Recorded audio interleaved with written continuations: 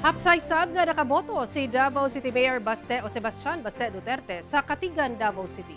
Sarong ang detalye sa live report ni Francis Timbal sa GMA Super Radio Davao. Francis.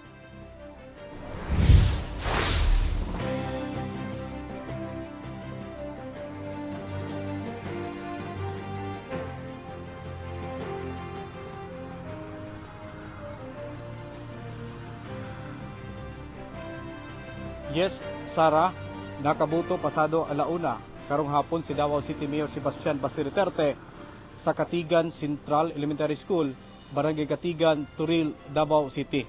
Atol sa pagboto sa mayor, gisiguro niini nga tama ug sakto ang migawas nga resibo sa ECM.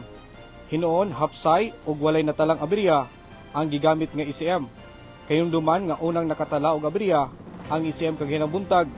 Human nga nag-overvote ang duha ka mga baluta sa magtiayon nga senior citizen. Giawhag sab ni Duterte ang mga Davawinyo nga wa pang makabuto nga naa pa sila sa tagsa ka mga panimalay nga mugawas tungod hantod pa alas 7 sa gabi ang butuhan. Sara, dinhi sa Katigan Central Elementary School, nagpadayon gyapon ang pagbuto sa pipila ka mga Davawinyo.